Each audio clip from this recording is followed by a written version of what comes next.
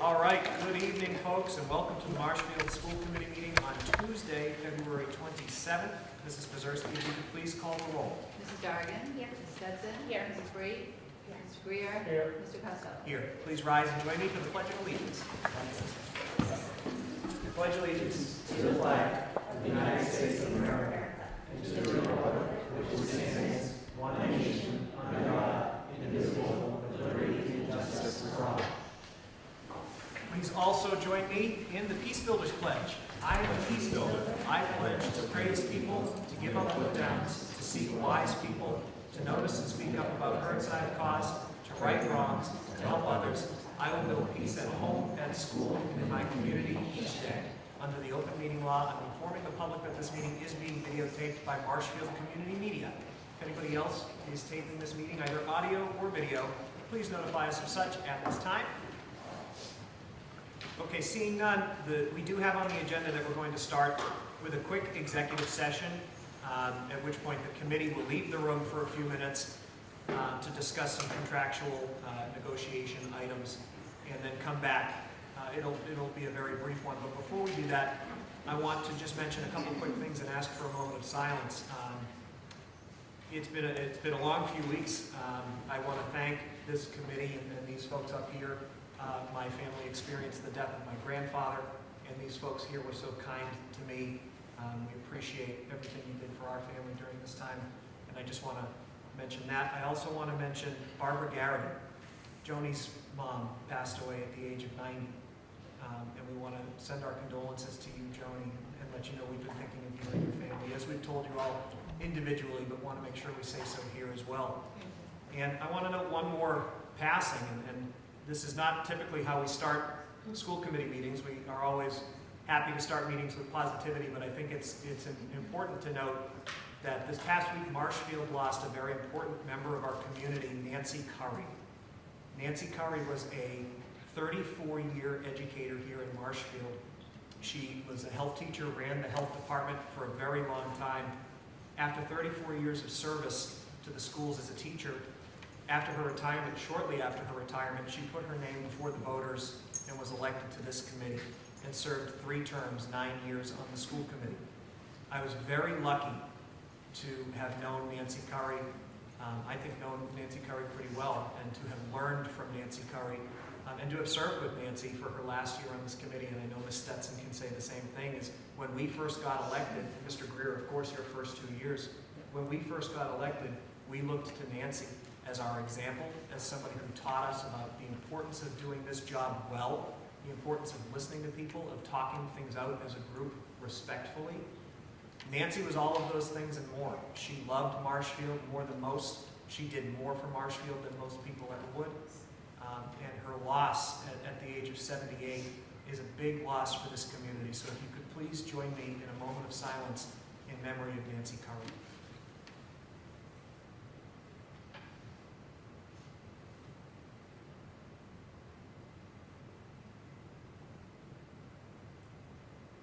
Thank you very much.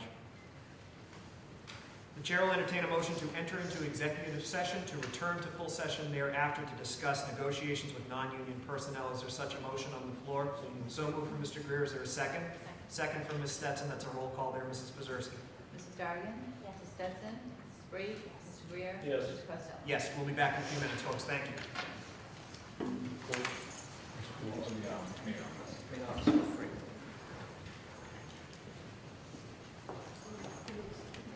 Get back to our regularly scheduled business, and I'll turn it on over to Mr. Granatino to introduce our Spotlight on Excellence. All right, well, since we are at the high school, and we have a number of great programs here, but one of the real special programs that we've had for many years now is the mock trial program. You see a lot of folks dressed in suits and dark clothes, and they're not with men in black or the FBI or anything like that. They are here. They are very serious about the work that they do. Ms. Rose is one of the co-coordinators, I believe, is Mr. Shikoshi's still engaged, but he's one of the others that has been here. Actually, I worked with Mr. Shikoshis in Situate 20 years ago. We've also had an addition to our coaching staff this year. Oh, and who's that? Mr. Michael Devlin, who was a student here, Yeah. then just graduated from UMass Amherst and is in his first year of law school Wonderful. at Northeastern and has been coming down and helping us coach. And the only reason he's not here this evening is because he had the flu. And I told him I didn't want We're him glad to see throwing it up. But we want to have the team here, Ms. Rose, talk about what you've been doing, and I hear you might have a little bit of a mock trial, so. This is our captain, CC McAlpine. I'm going to let her lead this. Okay, great. Hi, I'm a senior here at Marshfield High School. I've been on the mock trial team for the last 4 years of my time here. I've been a captain for the last 2. A lot of people here don't know, or not here, a lot of people at Marshfield High School don't really know what mock trial is. And if they've heard of it, they definitely don't know what it is. They've just heard the name. And while it seems very complicated, the name is actually literally what it is. We go to courtrooms around Massachusetts and compete against other high schools and what's known as a mock trial. Essentially, we compete in a fake trial in a case made by the Massachusetts Bar Association. Each year we get this case in November, and we prepare a trial on both the prosecution and the defense. We have 6 people who play witnesses each year. We have a whole host of attorneys, and these people, we work really, really hard throughout the entirety of the school year up until the end of January, early February, when we enter our competition season and start competing against other schools. We're not exclusive to only juniors and seniors, as like some other clubs and competitive things might be. We have plenty of freshmen and sophomores who have gained and earned the roles that they are in on this team, and we're very, very proud of them. And so the way essentially a mock trial works is you start with opening statements, as you would in a real court. You move on to direct and cross-examinations, which are essentially nice questions mean questions. And then you finish off with closing arguments by 2 very wordy attorneys who are there to essentially sum up what happened there today and make a final case to you. I'm going to have all of our seniors please stand up so I can introduce them to you today. They've worked really hard over the last 1, 2, or 3 years. You guys come up here so they can actually see you, please. They're a little shy. We have Madeline Lamoni, an attorney. She's been here for the last 3 years. She is a co-captain of mine. My other co-captain, Ryan Behan, is also senior. He's been here for the last 3 years. He unfortunately cannot be here today because of self-esteem. This is Eli Ruminer, a newbie on the team. He's also a senior. We're all seniors. He is one of our very, very talented witnesses. He's great. You'll see later more of him later. This is Miss J.C. Summers. She is an attorney. This is also her first year on the team. She's worked really hard to get here, and we're very proud of her. We've got Isa Borquez, who is a 3-year member on the team. She's an attorney. She's quiet, but she's powerful, and you will see her do a cross-examination today. And finally, Mr. Alex Montalto, who's been here for the last 3 years, is an incredibly talented attorney who will do great things for you tonight. And I'm going to invite Madeline to stay here and show you a opening statement, and the rest of you can sit down, and I'll leave it to her. I'm going to make myself comfortable here. Mr. Grantino, I've been informed that you're going to be my judge tonight, so... You did a good job. So, if you let me proceed. You may proceed. Thank you, Your Honor. Now, ladies and gentlemen, opposing counsel, may it please the court. The prosecution just came up here and they told you a story. They want you to believe that over the span of a few hours, Mayor Lowell went from simply having dinner with a close friend to concocting a master plan that consisted of stealing $15,000, breaking into a home to do so, while stealing a prescription of Adderall, only to beat himself senseless, throw himself on the side of the road, and call 911. Let that sink in. That story, it's absurd. The pieces just don't fit. Now today, as the defense, we have no burden. We have nothing to prove. But today, we will present you with 3 witnesses who you can trust. And these 3 witnesses are going to tell you the real story of what happened on December 3rd of 2022. Now first, we will call Ms. Lee Jossie to the stand. Ms. Jossie will testify to her close relationship with Mayor Wall. She'll tell you how the 2 met in middle school, and they continue their relationship up till now. But she had to watch as her best friend slipped into an endless cycle of substance abuse. Now next, we will call the man himself, Mr. Mayor Wall. Mr. Wall will testify that once he got to college, his addiction to drugs only worsened. He was struggling, and this is where he met a Mr. Sal Badger. And this was the beginning of the end for Mayor Wall. Now, Mayor began buying drugs from Sal Badger in college, and his addiction had worsened to the point of no return, to the point that he had to drop out of college just before his senior year. Mayor had hit rock bottom, and he had nowhere else to turn. He had exhausted all of his opportunities to better himself.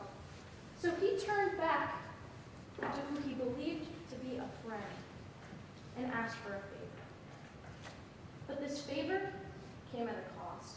He borrowed a $15,000 loan from Mr. Badgerow. But this was not just a careful action of help from a friend. No, because Mr. Badgerow began berating and threatening Mayor Wall and his family if all of his money wasn't returned back in full. So Mayor Wall, scared and helpless, came to the Badgerow house on the evening of December 3rd, 2022, $10,000 in hand, ready to pay back Sal Badgerow. But his friend was nowhere to be found. In fact, he was met by 3 masked men who grabbed him, threw him in the back of a van, and tortured him for countless hours before leaving him for dead on the side of the road in Dover, Massachusetts at 2 in the morning, where he was found by Detective Andy Elaine. Now, who would you trust in this situation? Would you trust the beaten victim of a violent crime laying on the ground, or a known felon and a drug dealer? Well, Detective Elaine chose the drug dealer to trust. But our final witness that we will call today, Mr. Pat Lloyd, a veteran FBI agent and an expert in the field of historic cell site forensic analysis, will testify that the cell phone data used by the detective to build his case against Mayor Wall is simply not credible. You see, the detective only focused on one small piece of a bigger puzzle. One piece is not enough to solve the puzzle. Now, as I've said before, we are the defense. We hold no burden. We have nothing to prove to you. That burden is on the prosecution. And they must prove to you beyond a reasonable doubt that the defendant filed a false police report, committed larceny, and committed burglary. But this is a burden they simply will not be able to meet, because all they have is a story. And it's at that time, at the end of today's trial, my co-counsel attorney, Mr. Aidan Sigmund White, will have the chance to speak with you again and ask that you find the defendant, Mr. Mayor Wall, not guilty on all charges. Thank you, ladies and gentlemen. That is all.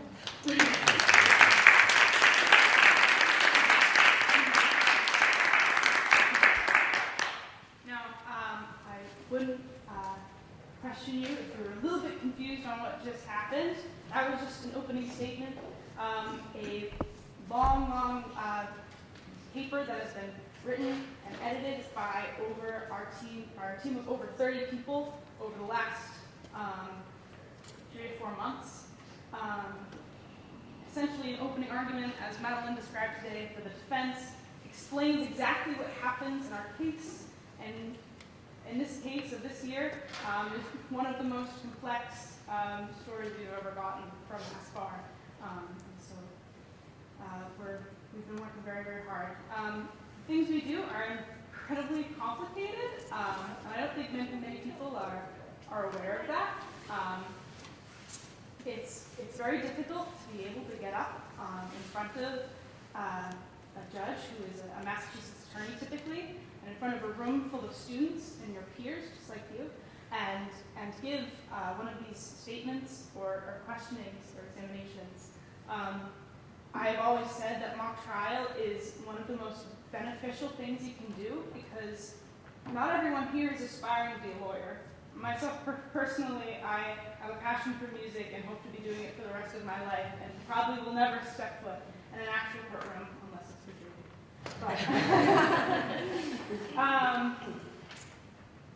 But this club truly provides you with an unlimited amount of skills that I think are so important to the development of a high schooler. Now, you see me talking here in front of you today, something I would never have ever done 4 years ago. I was a very shy child. And I just think that this, the experience of doing this teaches you to be a much more confident, much more well-spoken person who is able to write in a way that is efficient and well-worded. And so the people here have learned so much over the past 4 years that they've been here, and they are truly a diverse group. We've had football players, we've had theater kids, we've had everyone across the board, and I truly appreciate what the mock trial team has done for me personally. So that was a defense opening. We don't have a prosecution opening for you, so you don't get to hear the other side of the story. You don't need to, it's not that good. I disagree.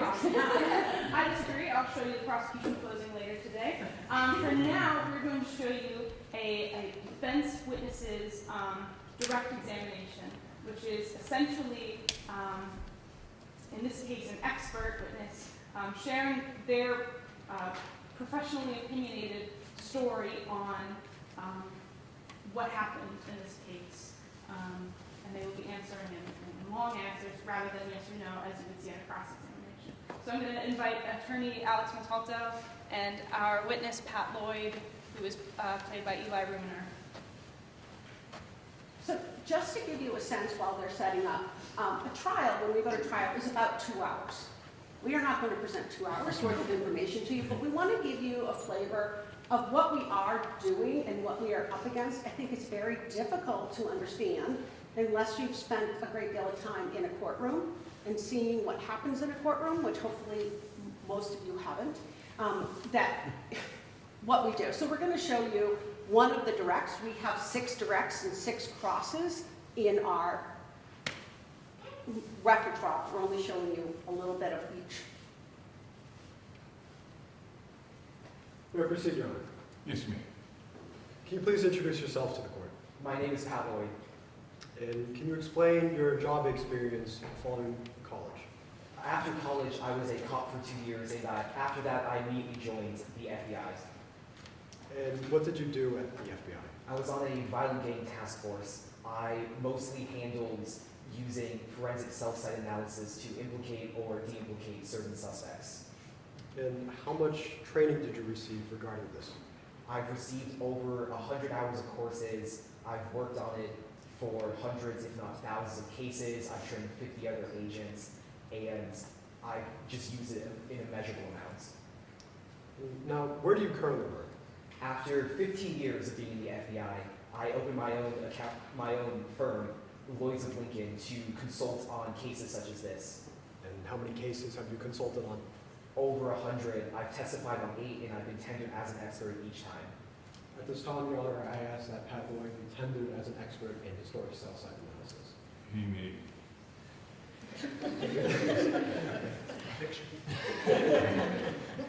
And Now, can you explain to the court what exactly is historic cell site analysis? It's using call detail records, surveys, maps, and topographical data to analyze where someone could have been at a specific time. Stepping back for just a moment, can you explain to the court what are call detail records? Of course, they are the bare minimum records that your cell phone provider would keep of calls and texts and which tower it went through to do that. And can you explain how signal strength between the cell towers and cell phones work? They are dependent on a large number of factors, but the greatest two are first distance and second topography, with the second being much more important. Once again, can you explain to the court what is topography? It's just the objects in and around a phone in a tower that could block a signal or block your line of sight, such as a mountain, a hill, a house, or even a sufficiently large tree could. May I approach the bench, Your Honor? You may. At this time, Your Honor, I ask this document be marked for identification as Exhibit A. Okay, so Mark, this would be Exhibit A. May I approach the witness? You may. Can you identify this document? This is a map in and around Mr. Ball's parents' house, as well as 3 marked towers. And do you regularly use maps like these in your consultations? Yes, And is this document true and accurate to the best of your knowledge? yes. At this time, Your Honor, I ask that this document be entered into evidence as Exhibit 1. Exhibit A is now Exhibit 1? Yes, sir. Okay. Just one minute. May I approach the bench, Your Honor? Yes, ma'am. At this time, I ask that this document be marked for identification as Exhibit B. So marked. May I approach the witness? You may. Can you identify this document? This is a map in and around Ms. Badger's house, as well as 6 marked towers in the area. And do you use maps like these in your consultations? Yes, And is this document true and accurate to the best of your knowledge? yes. At this time, Your Honor, I ask that Exhibit B be marked, be entered into evidence as Exhibit 2. May be marked as Exhibit 2. So we have just entered official evidence. Now, looking at Exhibit 1, marked Exhibit A, can you give your expert opinion regarding the detective's analysis of December 2nd? Detective Elaine's analysis of December 2nd is just wrong. They claim that Mr. Ball could not have been at their parents' house that night because their phone connected to Dublin 2 instead of Belfast 1 or Dublin 1. And why is the detective wrong? They failed to take into account the features in and around Mr. Ball's parents' house, such as the Red Hills, which greatly impact cell phone connectivity. And now looking at Exhibit 2, marked as Exhibit B, can you give your expert opinion regarding the detective's analysis of December 3rd, the day of the incident? Similar to before, Detective Elaine's analysis of December 3rd is also just wrong.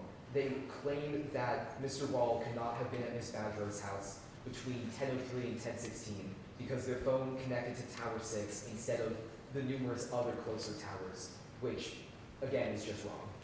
Once again, why is the detective wrong? They failed to take into account all of the features around Ms. Badger's house. It's a crowded neighborhood. There are a number of houses and buildings in between numerous parts of the house and numerous different towers. And now, what is your final expert opinion regarding Detective Andy Elaine's analysis? Detective Elaine's analysis is wrong. It's not credible. They're trying to build a puzzle and they're only using the edge pieces. No further questions, Your Honor. Thank you. So those were the nice questions. We'll now call we'll call a prosecution witness to stand to show you a defense cross-examination. And as many of you are already aware, cross-examination is watching crime shows, suits. You'll know that a cross-examination is essentially asks yes or no questions to kind of dig at the witness's case that was just made in the direct examination. This comes after. We won't be showing you the direct of this witness. We'll make believe. So we'll call Attorney Isa Marquez and witness Michelle Walsh, who will be playing Detective Andy Lane. You just heard about.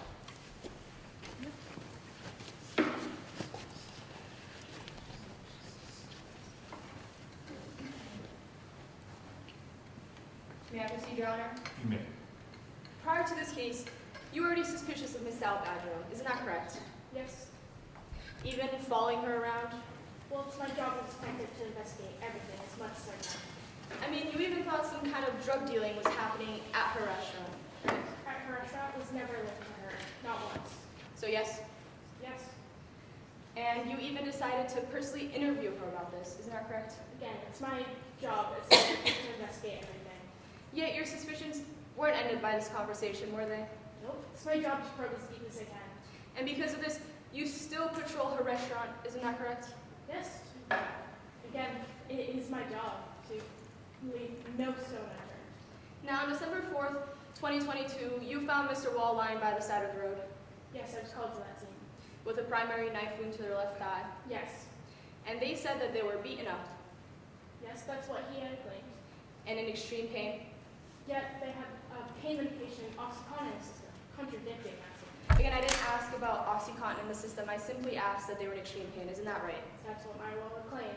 And to top it all off, that $10,000 was stolen from them. Isn't that correct? That is what mine claimed, but yet location something completely different, straight from his phone. So yes. Yes. And then after hearing the story, you decided to go to Miss Badger's house, right? Yes. With the intention to arrest her. Yes. Yet you didn't. There was no point of, there was not So no. one thing of evidence that had pointed to arrest. No. No.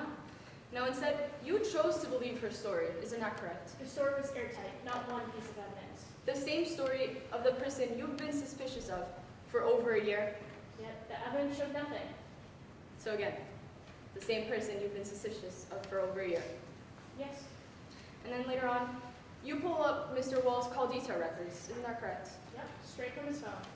Not Miss Badger's though. It was not needed. And then you use an application called Locate. Isn't that correct? Yes. And call detail records straight from my role. Yet you don't know how Locate works. Isn't that right? Though in the past 5 years, I've trained specialized in technology. Just to clarify, you don't know how it works. Not the specific ins and out of it. No, not in its entirety. And then to top it all off, you don't even try to verify where Miss Badger is for about an hour at 9:30. Isn't that correct? I did check with his employees. His alibi did check out, but I did not see a need for the locate application with South Badger, So that alibi is a receipt pulling. Isn't that correct? as well as with his employees that were there. So yes, the receipt Yes. pulling. Yet you can't show this piece of evidence in court today. Isn't that correct? Unfortunately, no. So there's no physical evidence of where Miss Badger was for about an hour at 9:30. Isn't that correct? No, but yet everything in the story was airtight. So no, No. no further questions. Your Honor.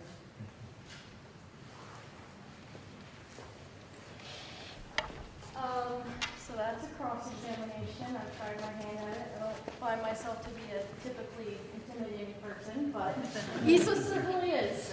Now I just wanted to say from my perspective, unlike Cece, I don't have a musical bone in my body. I wish I did, but aside from my 2-week stint at the trombone, I don't really have anything going for me.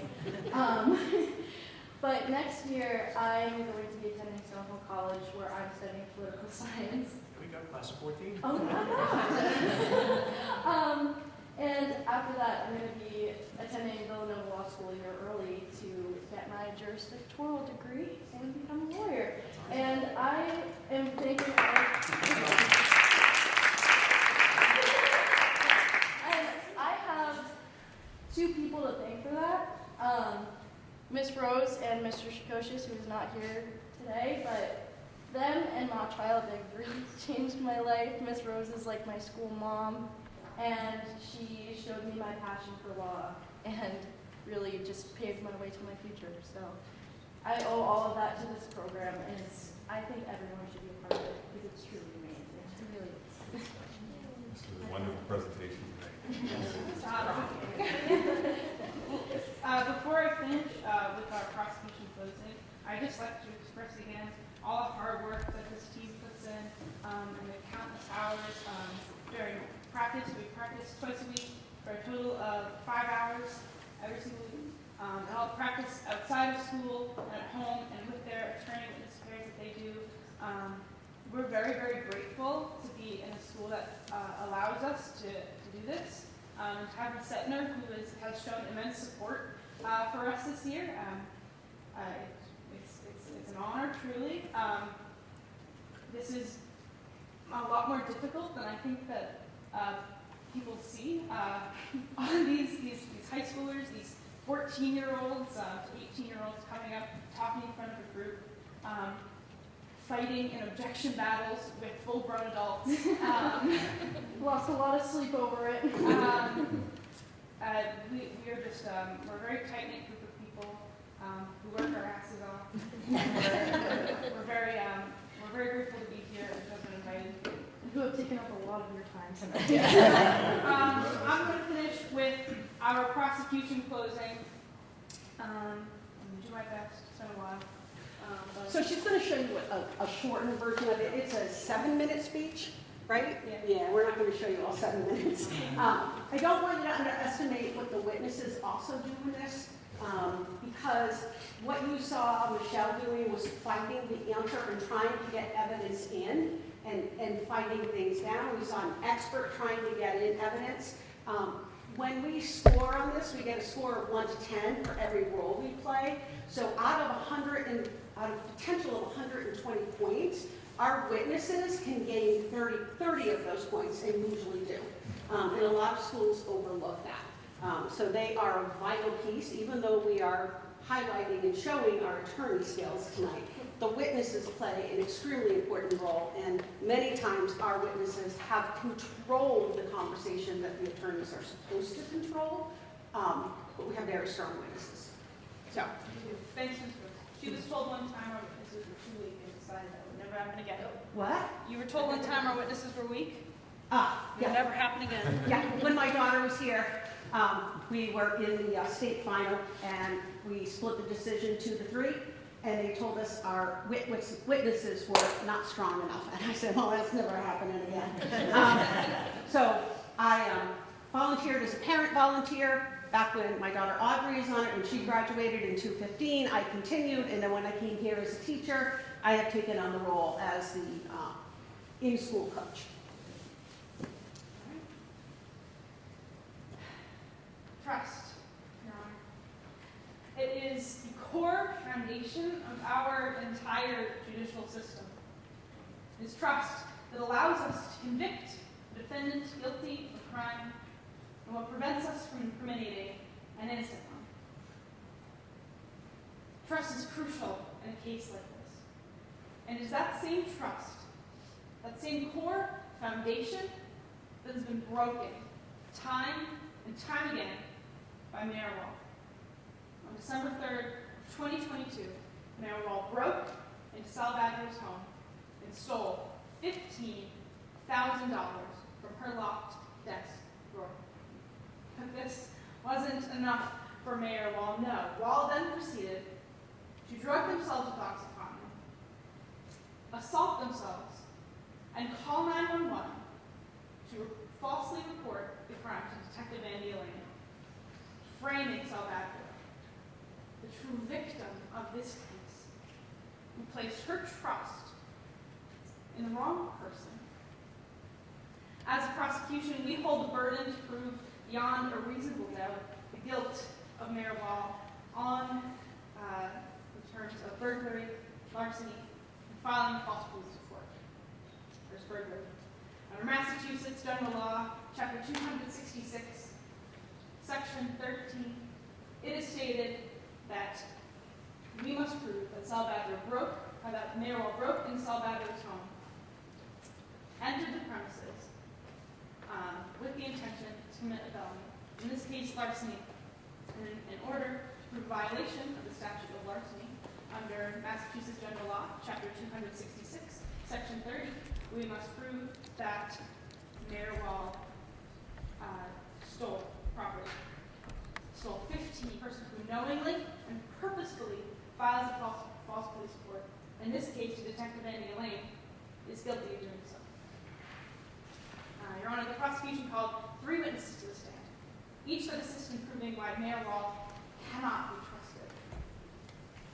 The first called Sal Badger to the stand, who testified to her long-lasting friendship with Mayor Wall and her countless attempts to help them financially over the years.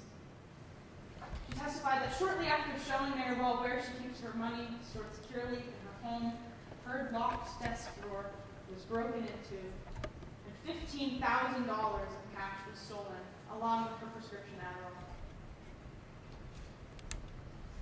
Sal Badrow is the true victim in this case, facing betrayal after tied to the strange nature of Mayor Wall's wounds and how they appeared to be self-inflicted incisions over the violent lacerations that Mayor Wall had claimed them to be.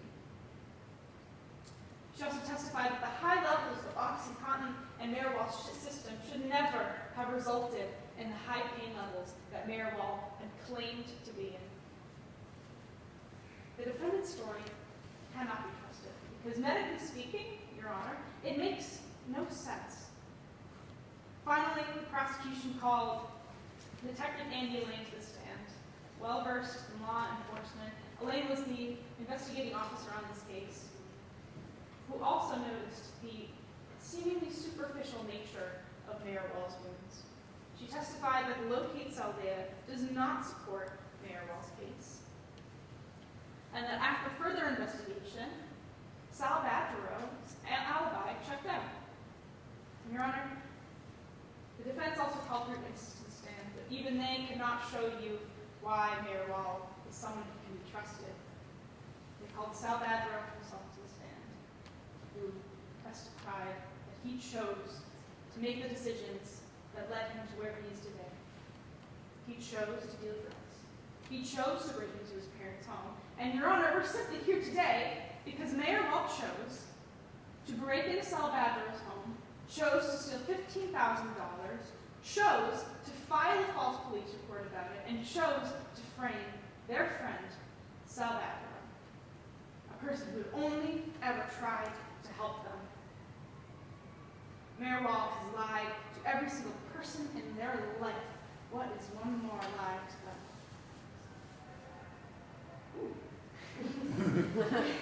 They then called Lee Jossie to the stand.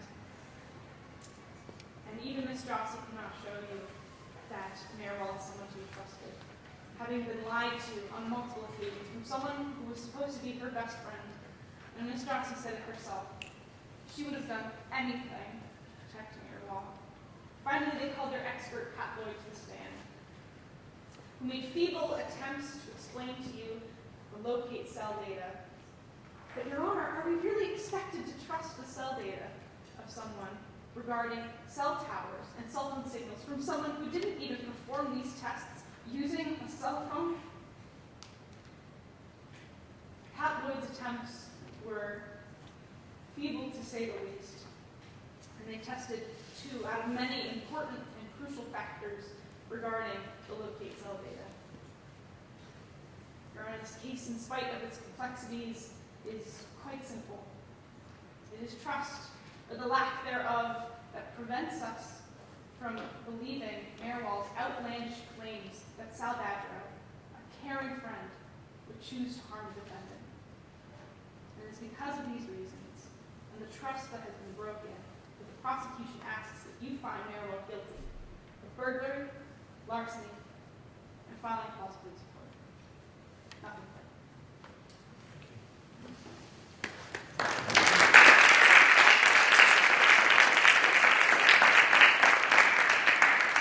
We want to thank you for inviting us here today. We know you've taken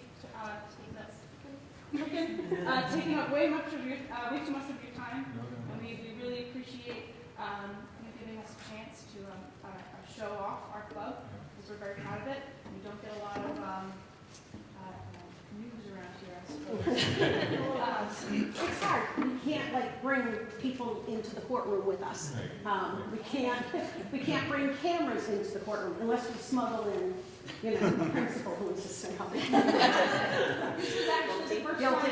was actually the first time that my dad back there got to ever see me do something like that.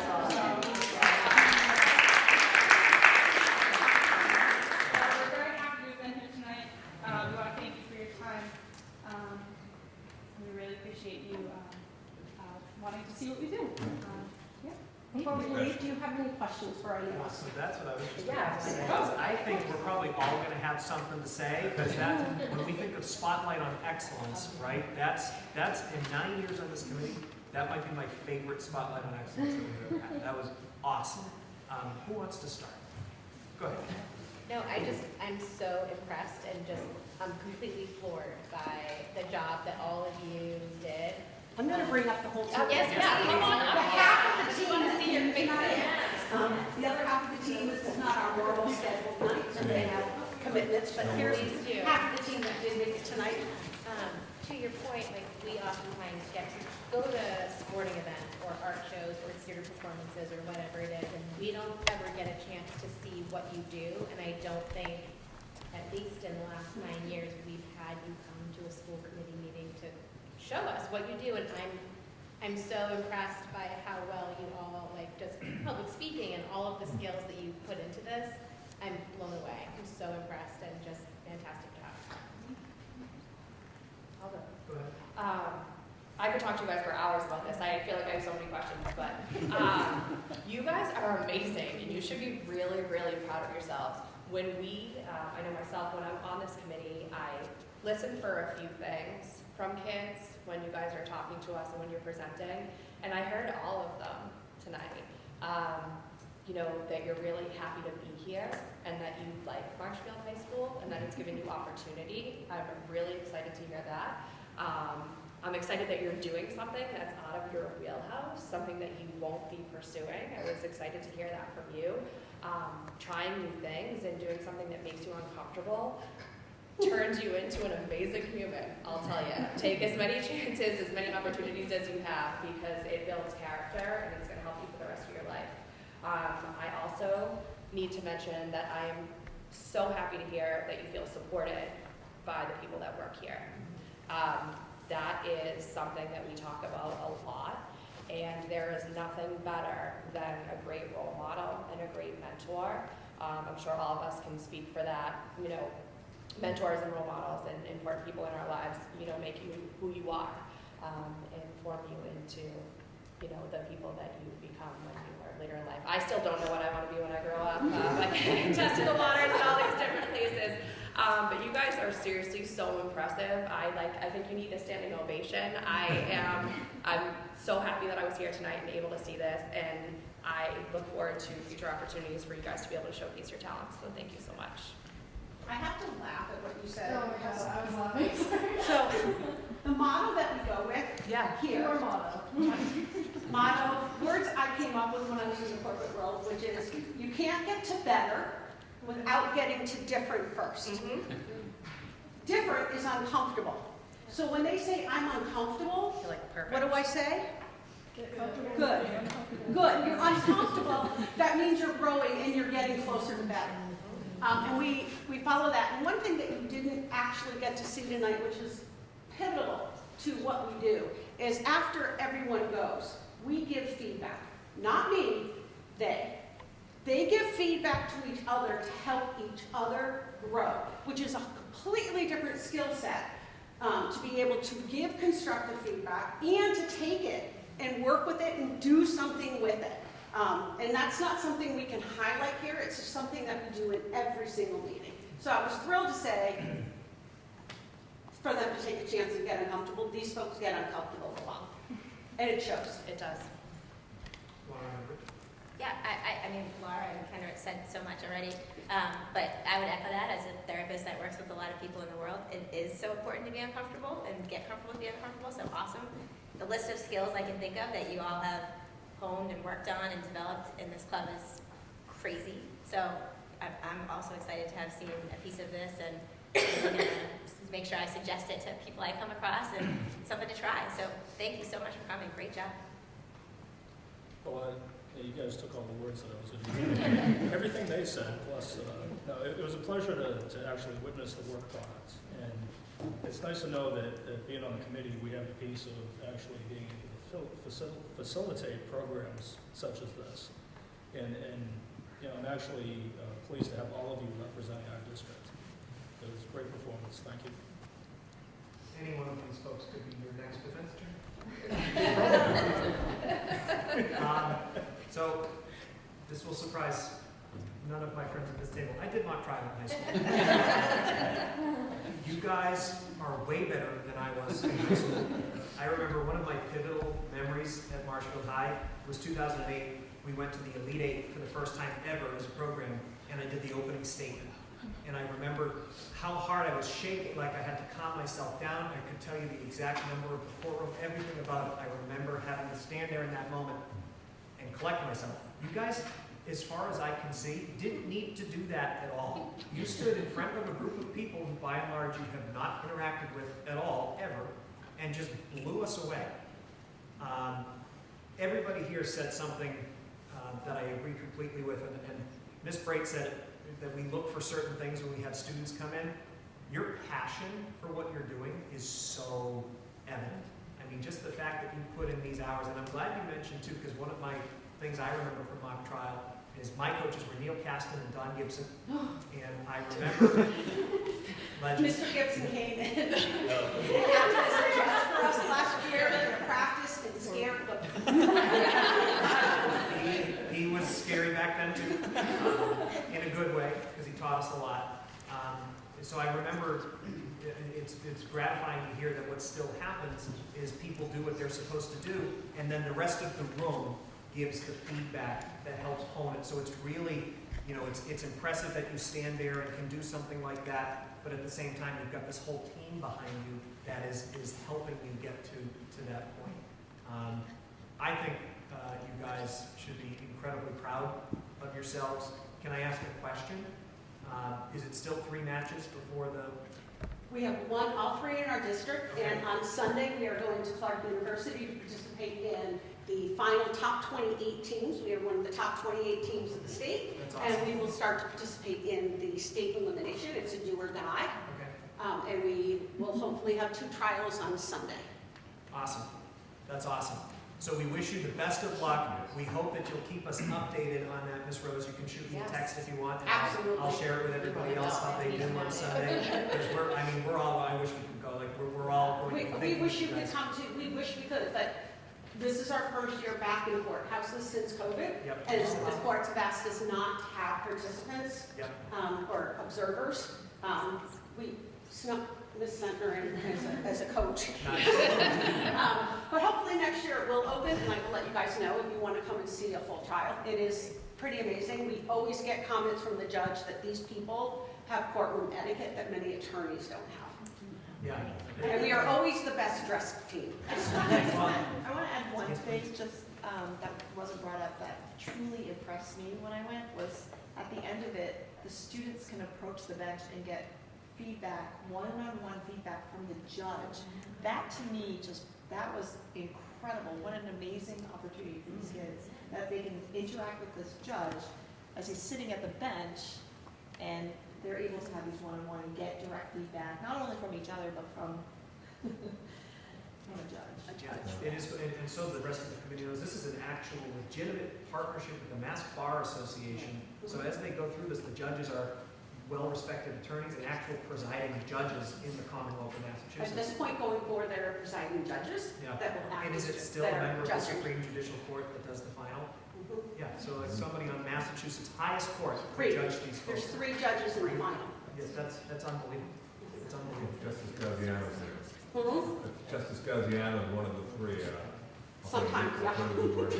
Justice Brandantino has. And no matter how far we go, there's one thing we might consider, which is actually going to the final and watching them so they can see what the final actually looks Yeah, like. right. If And we're is not it at just Casino Hall making still? it. We don't know yet this year. The next step would be go to Immokalee Courthouse, federal courthouse in Boston. That's awesome. That's awesome. Please keep us updated. Shoot me a text on Sunday. Absolutely. And I'll share it with the rest of the group. And I am going to take Ms. Brake's suggestion here and ask for a standing ovation.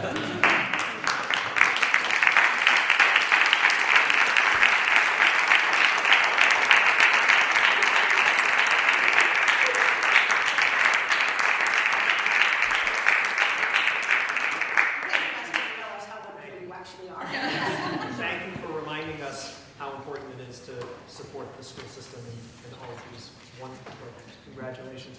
Go Skyhawks.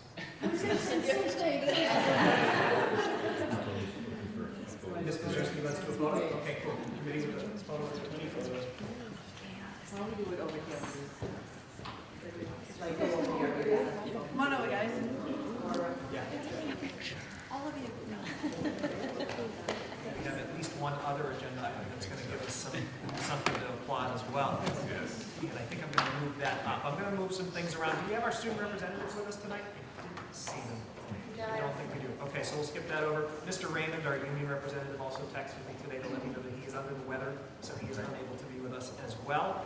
I'm going to move the informational to the end of the meeting. I am going to hold public participation now. I want to make sure folks know there are some items on the agenda that I know folks have come to speak on. Now is the opportunity for you to do that in public comment. So you may address any item on the agenda. There is a time limit, and please try and stay under 5 minutes at the very most. And we'll open the public comment period now. Is there anybody who wishes to address the committee? Bonnie Owens. And if you could just start with your name and the street you live on. Thank you.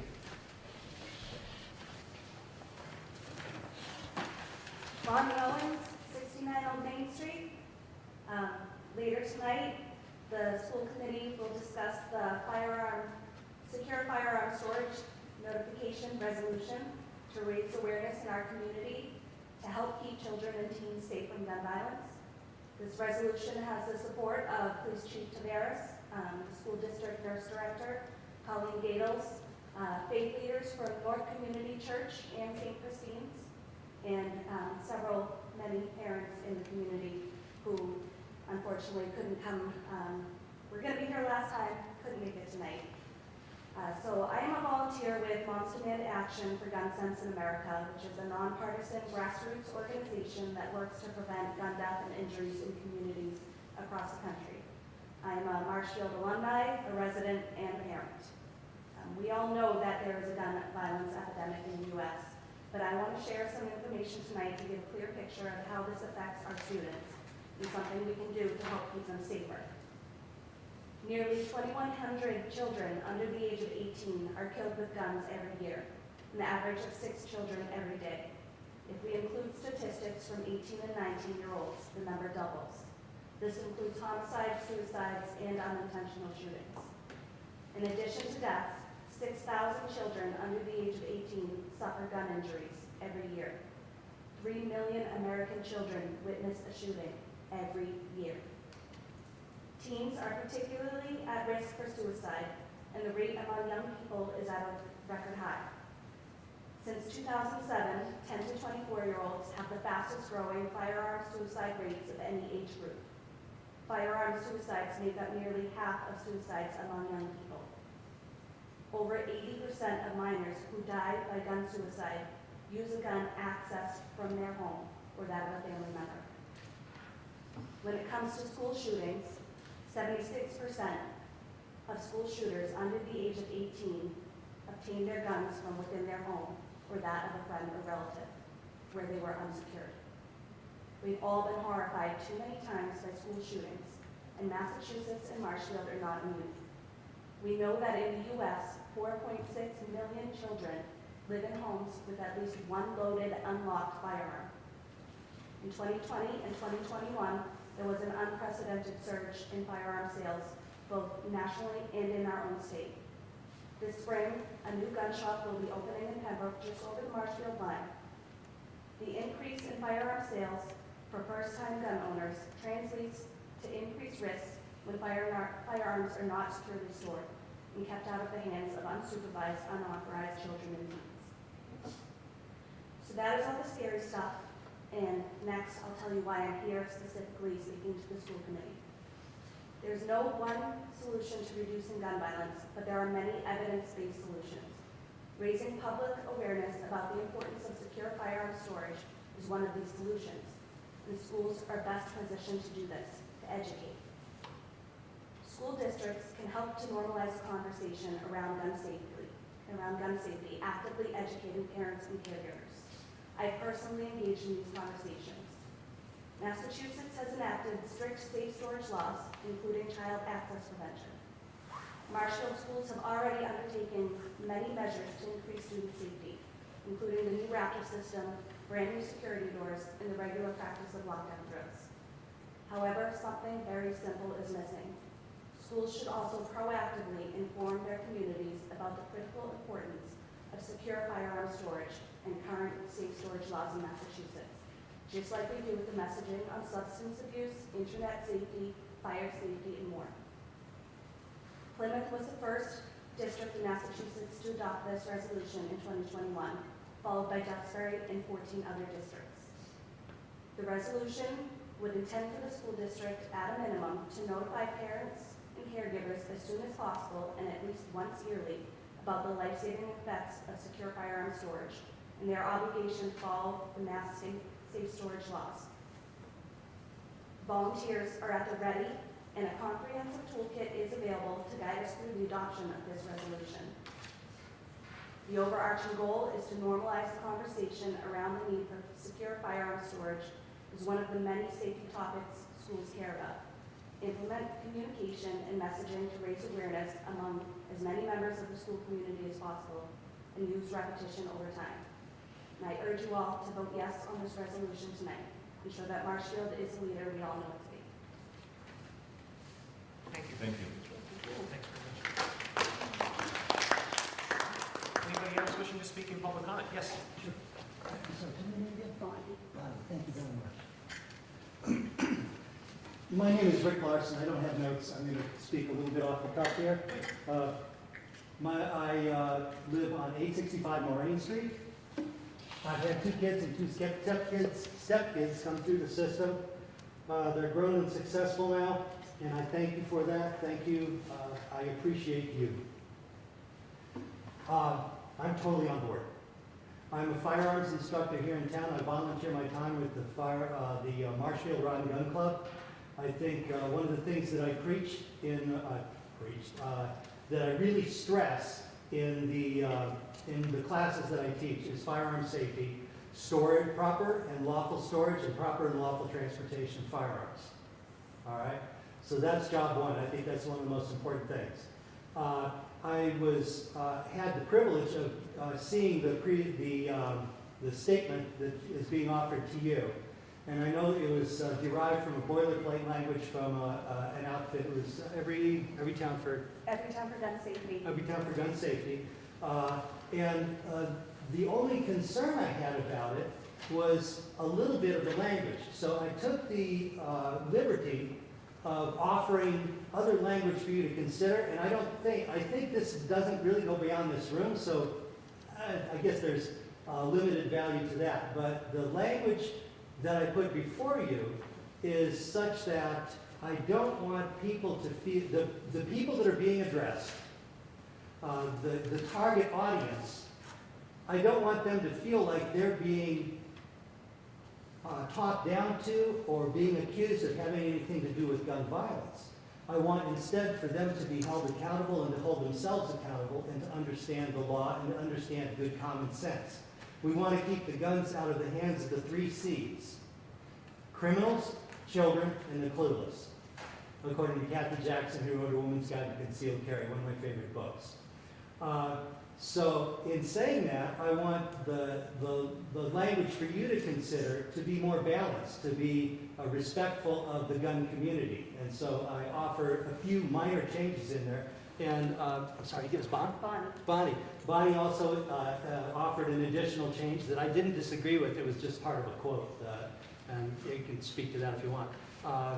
But suffice to say, the rest of the material that I looked at, like something that you would hand a parent to have those difficult conversations when other kids visit, that sort of thing, wouldn't change a word. I think it's great. I think this is a great message. I'm totally on board. I just want to make sure that the message that you send out and the message you consider and the audience that you're addressing in such a way to get compliance as opposed to defiance. Some people just don't know. Some people just don't know what would be the best way to do things. I'm excited to hear that Chief Tavares is on board. I'm pleased with the whole thing. I think this is great. In closing, that'll do. That's what I got. Thank you. I appreciate your time. Any other members of the public wishing to address the committee at this time? Okay, seeing none, I'm going to move some things around on the agenda. We're going to just discuss this resolution first. It flows nicely into that. And Mr. Granatino, I don't know if you have anything to add. No, I just, obviously this is something that was brought forward. We received communications from Ms. Owens. She spoke at, it seems like it was months ago, but I think it was our last meeting because we had a break in between with the storm that was a storm and some other things. And, but it got us working on it, looking at it. I talked to some folks over in Duxbury and Plymouth, looked at their resolutions. Obviously, we had the boilerplate language that was provided to us. Created a draft for the committee to look at. Typically, we would have had that first read at our last meeting. In theory, today is the first read, but some of the members have already started looking at it and tweaking it. Mr. Costello did speak with at length with Mr. Chief Tavares, as did I, about it to get his thoughts. Obviously, as the chief safety officer of the community, and one with great respect, and we value his judgment on this kind of stuff. I mean, his input was very important as we put this together. So what was before the committee tonight is not much different than what was discussed or provided at the previous meeting. But it does, at the end of the day, create a kind of a relationship with our police officers, which we already have, in expressing and communicating the importance of gun safety storage across the community. What that's going to look like, I think it's probably different in every town, but at least the draft that you have before you puts us in that direction of having a say in trying to make sure that folks have the information they need to make the right decisions, the right choices around something that's very, very important and can be very helpful if not done correctly. So we hear you, and we appreciate you coming forward. And it's up to the committee now how you want to handle forward. So I'll just ask if anybody has any questions or comments. I have a question. Go ahead, Ms. Brady. I was wondering if we could ask Bonnie what her additional edit was. Yes, we can go ahead and do that. Yep. Sure. So, in the second paragraph, Rick has changed the word gun violence to unintentional injury is a leading cause of death. My concern with the word unintentional injury is that when firearms are used in suicide, that is intentional. However, Rick pointed out this language is taken directly from the CDC. So maybe changing that sentence or leaving it out to some of the other statistics I use instead, such as the 3 million children witnessing a shooting, 6,000 children being injured, and 2,100 being killed. Maybe that would be a better opening line to can that I ask for sentence. clarification so that it would then read the Marshfield Public School District is aware that in the United States, per CDC statistics, an estimated 4.6 million. Just strike the whole sentence as your suggestion? Right. Okay. Right, for CDC statistics, and then get rid of everything that's in red and blue. Okay, and then just start the sentence. So, per CDC statistics, an estimated 4.6 million American children. Yes. Okay. Okay. But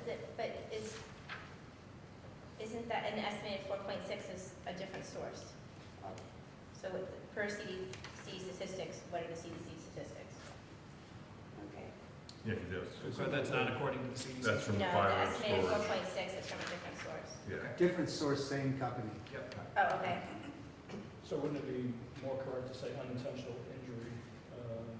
We can't change the words if it's If it's cited if it's cited. directly by the CDC. Yeah. Right? So either we don't have that statement or we choose a different one. We can't. Right. If you took firearms as a Spoke leading CDC. injury method, right? So maybe we just change it instead of unintentional, it's firearm injury? Is that what you're saying? Well, or just say firearms is the leading cause, right, of death among children, right? That's an accurate statement. Firearms are a leading injury method, or Or leading cause of death. yeah, okay, so it would say firearms, so per CDC statistics, firearm injury is a leading cause of death? Is that what you're saying? Yeah, something like that, right? Isn't that a That's true? an important statistic. Sure. Yeah, I including agree. that, like, that's a really important, it could be intentional or unintentional. I will offer opinion if asked, but I'm not going to interfere. Yeah. Yeah. Can go with that. And, yeah, I was gonna say I'd offer this as an amendment. The whole document, yeah. Yeah, it's Well, again, okay. this is, this was a draft, so I don't Yep. think you have to treat it as like amended, so you can just update it, and this is first language, first draft Hold on, I'm gonna bring back review. thesaurus, pick a different word. If you just want to change the language. Some changes to the document. Okay, and,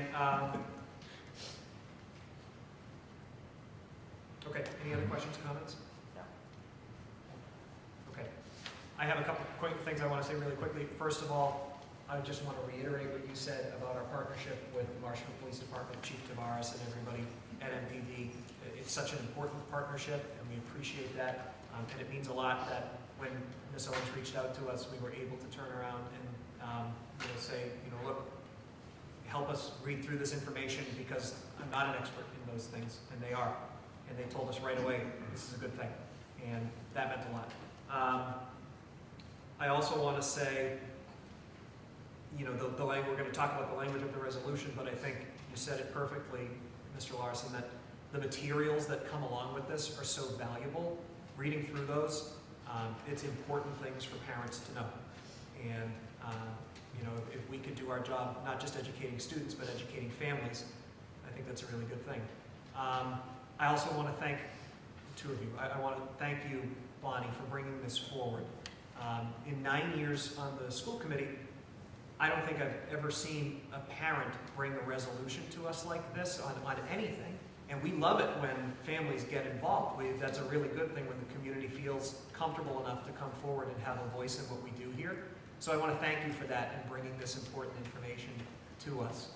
And Mr. Larson, I want to thank you for everything you do in the community to ensure gun safety. I can tell you now, just hearing what you've done, you've absolutely saved lives.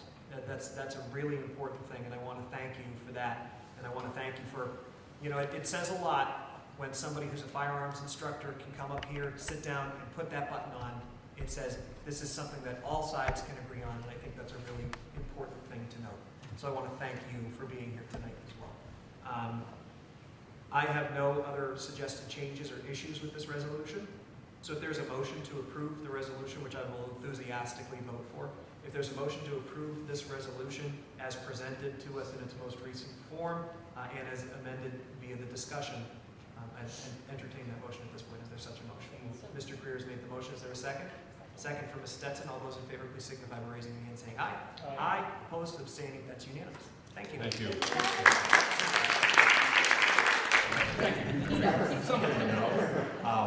Spent a lot of time on this program. It's been a great program that has, had 8th grade students from across the Commonwealth step forward in a number of different ways to help their community, the state at large. I can't even speak to all the different endeavors that they've undertaken. I know every summer when we have our conference for superintendents down the Cape, there's usually the first day, there's usually a presentation by representatives from the 350, from Project 351 from around the Commonwealth that are there to speak about what they've been working on, what the focus has been, and it's always just so impressive. And we wanted to have a chance, we haven't done this in the past, but we wanted to have a chance to highlight what's going on here in Marshfield with our own Project 351 representative, and we wanted to give Mr. Rote a chance to speak to what he's been doing, share with us the work involved and what he's gotten out of it. I know this has been quite a bit, so the floor is yours, Nicholas. Thank you, Mr. Granatino. Well, before I begin, I want to thank Dr. Smith for being here today and for supporting this. And I'd also like to thank the FPMS leadership team because they've been very helpful in driving this mission forward. And lastly, I'd like to thank Mr. Casello for your invitation here today. So, Mrs. Brzezinski, if you don't mind.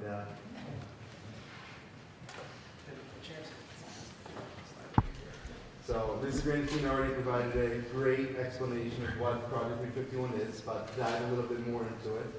Project 351 is a youth-led, nonprofit organization that focuses on selecting one 8th grade ambassador from all 351 cities and towns in Massachusetts to lead different community service projects in their town and mobilize the community into service. And an ambassador has a 1-year tenure as an ambassador, and then they discover the leaders, the principles of kindness, compassion, humility, and gratitude. And that link right there, if you don't mind clicking on it, Ms. Corderas, it kind of dives into what our launch day or kickoff that we have every year is. So this just shows kind of what it's like when all 351 ambassadors come together.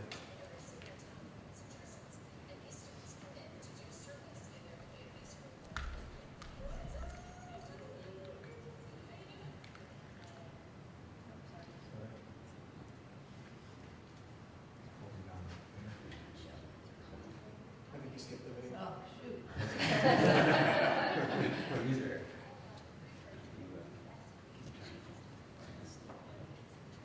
You gotta watch the Grammarly advertisement. We'll start over. Here we go.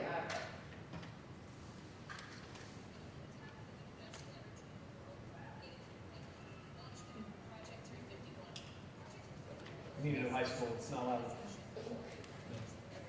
It's okay, we can feel it. Yeah. Let's see any of this. This is how it goes.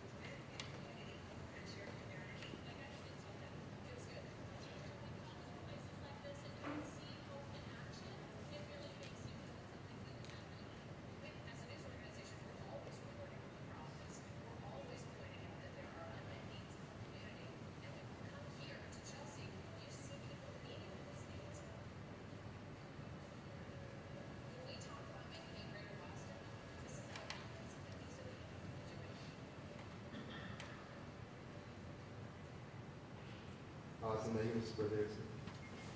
So that kind of just reflected, I guess, what launch day really was, right? And seeing, it's a first-hand experience, right? And you get to see from Lisa Hughes to kind of just dives right into it. So if you don't mind going to the next slide. So the vision is to collaborate with unsung heroes and key student leaders, allowing us to multiply our efforts, achieving exponentially more, and enabling us to drive service projects that will have a long-lasting impact on our community.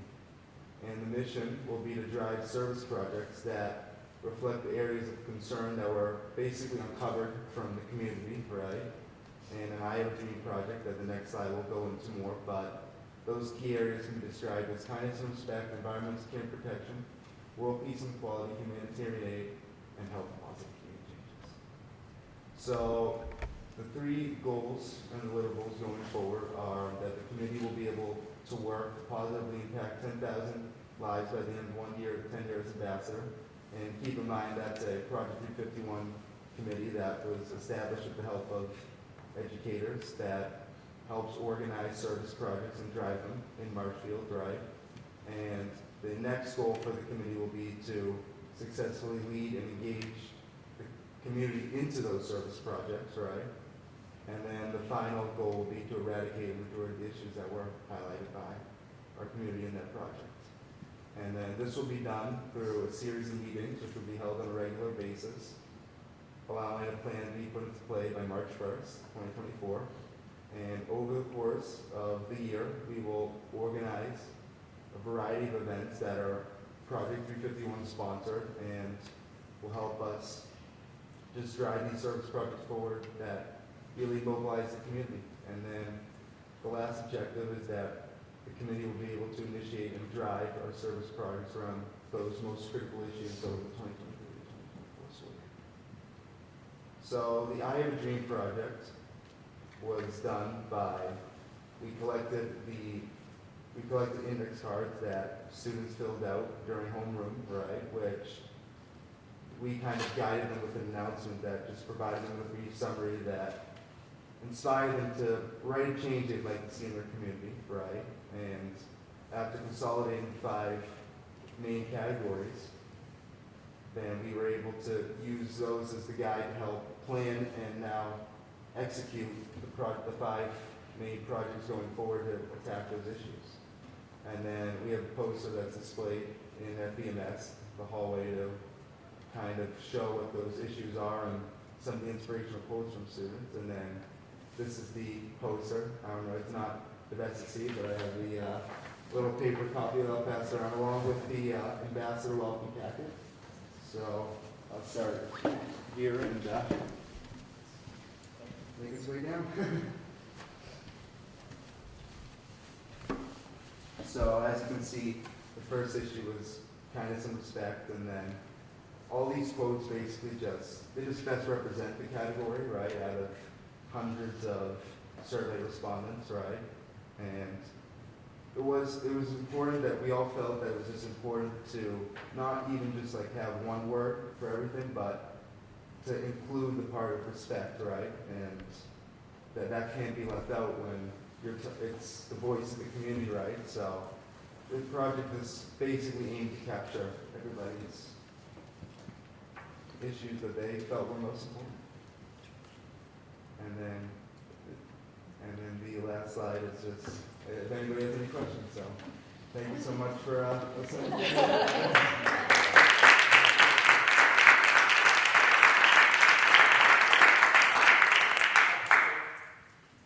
Are you sure you're in 8th grade? Wow. Okay, started. I am completely blown away by you, right, in this moment. I am so impressed by your poise, your maturity, your comfort level sitting in this room. Never mind your participation in this project and all that you're doing. I'm so excited to be a part of your community. Thank you so much. I can't wait to see what happens when you're in high school. I mean, if you can do this in the 8th grade, what is even to come? I don't know. Well, even after the 8th grade, there's a 4-year alumni program, right? Which will take all the way through high school. So That's awesome. I feel like that's going to be, a chip in the block of what you accomplish. I'm incredibly impressed by you. I saw really quickly there's some Hope and Gratitude Weekend that's supposed to be there.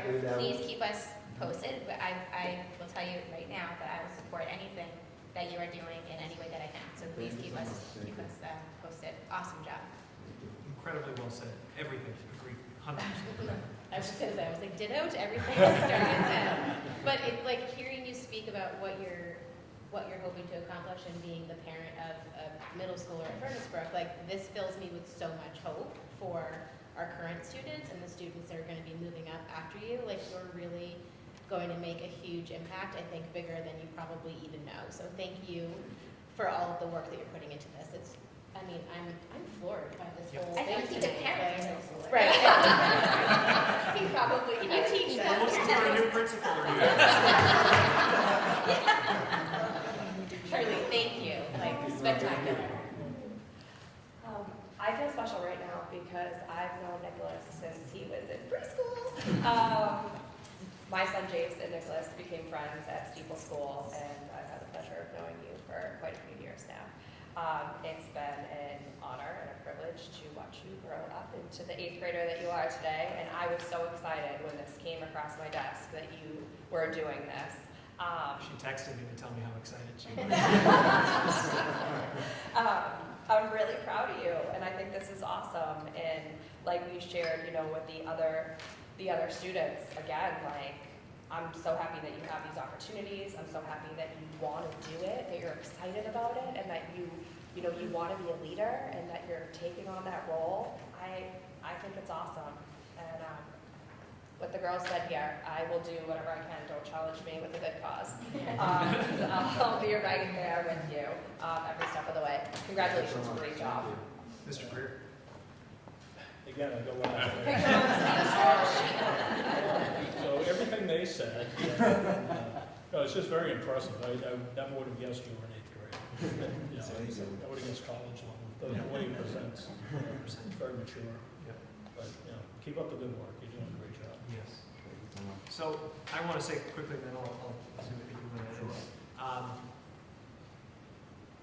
I've worked with young people in youth and government for a little while, and I've had hundreds of students come in, and there's students who are interested in leadership, and then there's like a select few amount of students who come in who are natural leaders, and it's kind of hard to put your finger on exactly how to identify that, but when you see it, you know it, and that is you. Within 2 sentences, I was like, oh, this kid is a natural-born leader. And one of the things that comes with being a natural-born leader that I want to recognize that you did, right? A lot of the time when people do things like this, it's a lot of I did this. I did this at Furnace Brook. I did. You didn't say I once. It was we. It was we did this. You're speaking on behalf of your community. And that's incredibly impressive. Are you 14? 14. For a 14-year-old person to recognize that, that's unbelievable. And there's got to be something in the water at Furnace Brook Middle School, because that's when you get to Marshfield High School, there's a club called Youth and Government. Please, we meet Wednesday nights. Please. I'm in. I will message your mom on Facebook if I can. Nicholas, absolutely unbelievable. 11 out of 10. I'm going to ask for another standing ovation.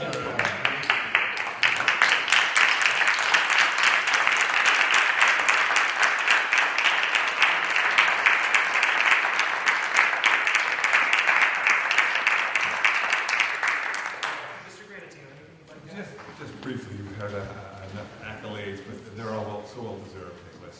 I too have known you outside of the realm of a school leader and a student. I've seen you work at your family business, where my daughter also works, my youngest, and I've seen you grow up over the years there, and the way you interact with adults, just talking about your presence and employees. I know where you got it from, you know, and I see where you practiced it. But to come here tonight and do what you're doing, the work that you're doing with 351, the collaboration, that, you know, the feedback from your peers at the school that you're getting, that's special stuff. It doesn't happen all the time. I remember being in middle school. I was, as much as I speak now in public and stand up in front of people, an audience as large or small, I was a shell of that in the middle school. And there's no way it could have been what you're doing right now tonight, or what you've been doing through Project 351. So I just want to thank you. You're a great representative for the middle school. You're a great representative for the town. And it's just been an honor to get to know you early on. Even though I'm going to be leaving in June, I will definitely keep tabs on you, and I'm sure I'll see you this summer a few times. But I know that there's nothing but great things ahead for you. So nice job. Thank you, Mr. Granatino, and I want to thank all of you so much. I mean, that was just the nicest words, right? Too much. And Mr. Cassell, to your point, I mean, it really was all about the community, right? And that was, I think, the best part, right? And I'm hoping that all our projects are about the community, because that's what Project 351 is, and that's what the message they're trying to send us. So if we can just continue that and hopefully inspire other people to preserve that, then that would be amazing. So Awesome. thank you so much. Whatever we can do. Yes. Keep us on your email list. Keep us updated, please. Outstanding. We need another photo, Joey said. Okay, let's get into photos. Want to have that for the YouTube page. Okay, I'm gonna keep moving with the agenda. That's true, we can't go past 10 by our bylaws. I'm gonna keep this moving quickly. Our next item is superintendent transition. Thanks, Mr. Weiss, appreciate it. The superintendent transition process. It says 15 minutes, this will be 15 seconds. I'd just like to announce to the public that the committee in executive session voted to ratify 5-0 the 3-year contract for our new superintendent, Pat Sullivan, who will be beginning on July 1, following the retirement of Mr. Granatino on June 30th. So that was just ratified by this committee. Mr. Sullivan, Dr. Sullivan, excuse me, and I will both sign that contract this coming week. I appreciate the committee for the vote we took about a month ago, maybe a little longer than that, to allow me the ability to negotiate that on the committee's behalf. So that is all wrapped up with a vote. We're going to keep moving the school committee meetings for 2024 to 2025. Mr. Grantino. Ms. Pazerski went through a copy here and created a calendar for you to look at, or list the dates, similar to what we have this year. Typically, when folks take a look at this, and they may want to double check things to make sure there's no conflicts over the next couple of weeks if you want to hold off on a vote, but it's pretty much straightforward. We try to steer clear. We used to always come back right after break in January and kind of hit ourselves with a meeting right off the bat. We were smart and we moved that, so it's always going to be the second week of January for that meeting. I'm trying to think, any other things that jump out on us? Can I just say that I absolutely love looking at Tuesday, January 7th. We'll be at the Granitino Early Education Center. It's really cool to see that in writing for the first time. You're going to call that the geek? The geek.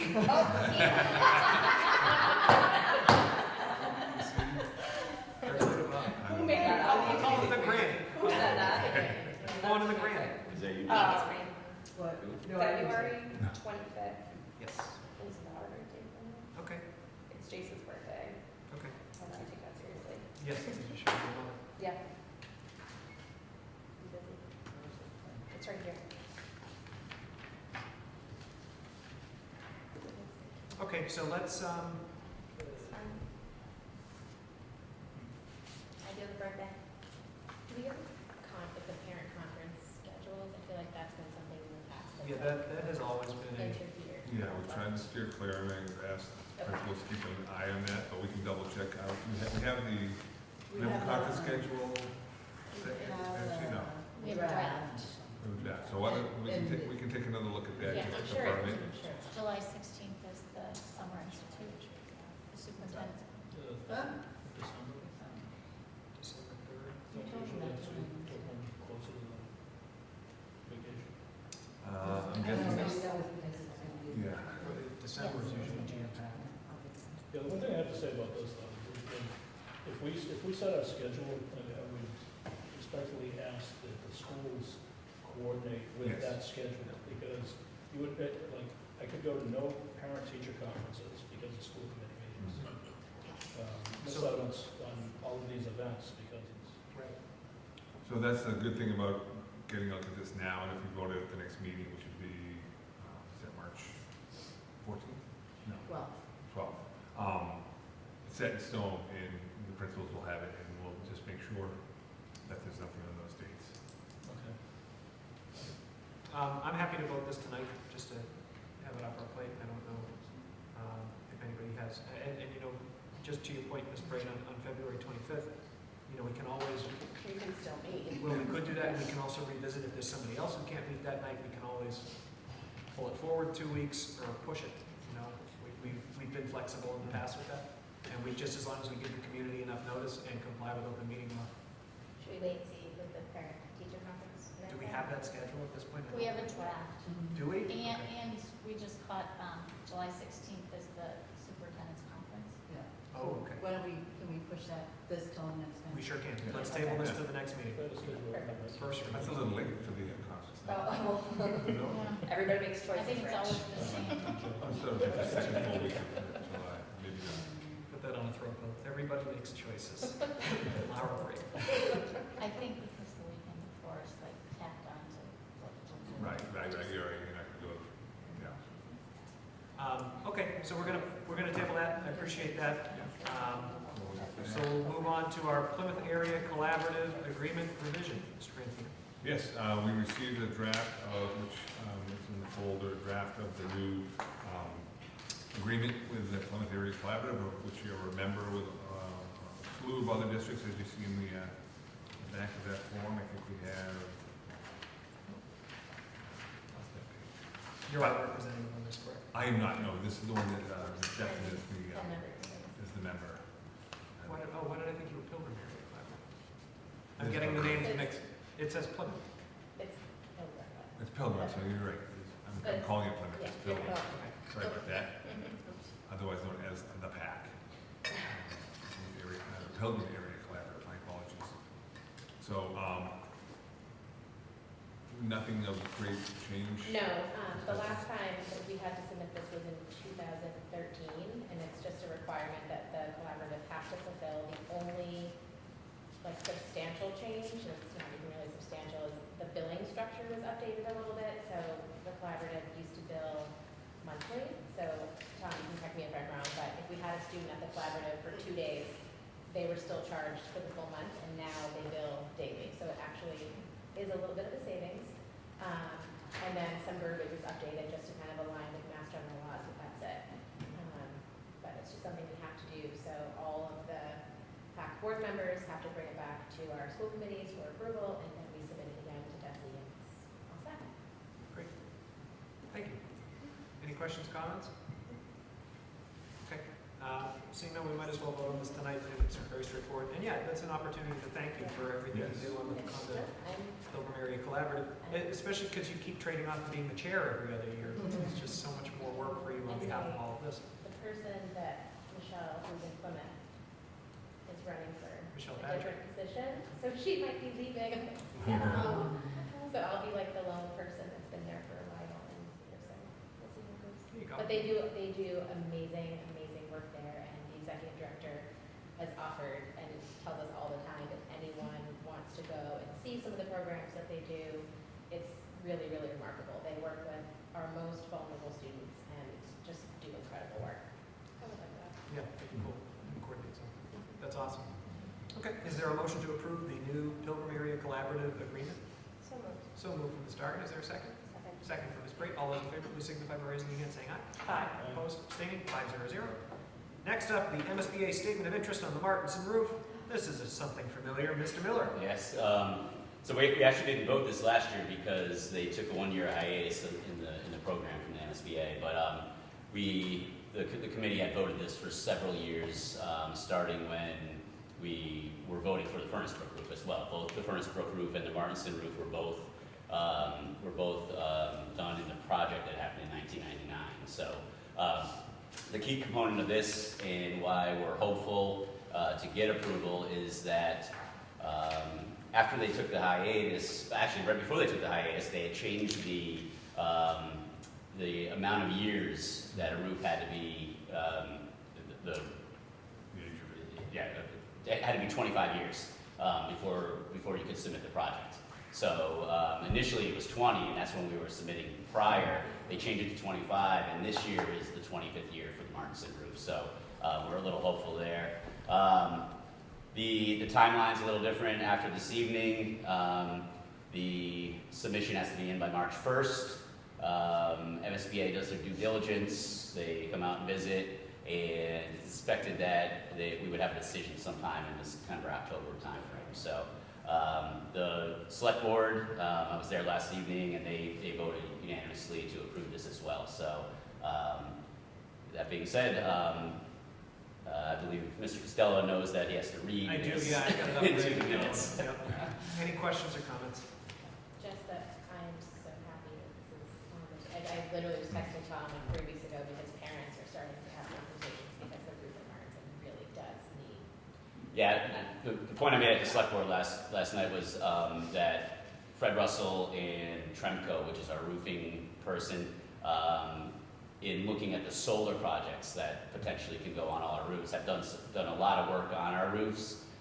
The other buildings that are older, they're able to extend their life through a plastic sheeting, but they determined that Martinson was beyond rehabilitation and it needs a new roof. So that's the thing. It's important to know. I was going to put it in my informational packet, or speaking about it. But the other roofs that are going to be looked at for the solar panels are going to have that work done at no cost to the district. Yeah. By the company that's looking to put the solar panels in place, but they couldn't do that for the Martinson. And again, Martinson was up. We were trying to get that passed when we did the Furnace Brook roof, and we were a year short. Back then it was 20 years. You had to be. We were at 19, and then when we finally get 20, they switched it to 25. So we kind of got stuck, but they probably would have had 2 projects at once anyways. But this would be great. We've been fortunate. We've had 3 projects with the MSBA, so we're hopeful we've been a good partner with them. Yeah, and they look at how much maintenance is done in the district to keep them up. If people just let it slide and it falls apart. They're not too kind towards bailing those towns out. They want to see that you've been spending money, that you've been doing things, and we've been doing as much as we can with our maintenance budget, as it is, so. Great. That's it. Any other questions, comments?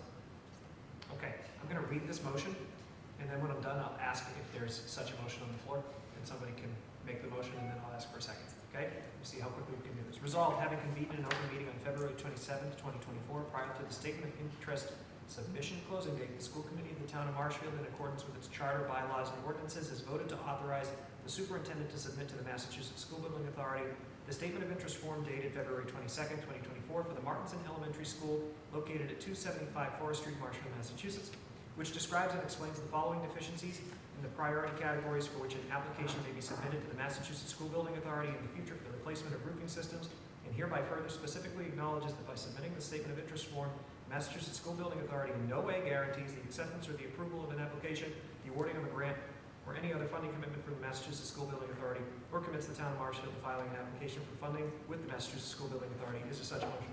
So moved. Ms. Agree, is there a second?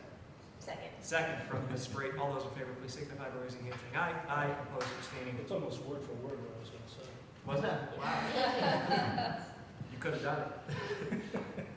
Okay, so that's our regularly scheduled agenda items. We're going to do minutes after we do the informational updates. So I'll turn it over to you, Mr. Grant. It's been a long night, so I'm not going to say much now. I'm going to say that. Just, and I might be stepping on Dr. Martin's toes here, but took part in, what's this, third or fourth learning walk today? Can't remember how many we've had.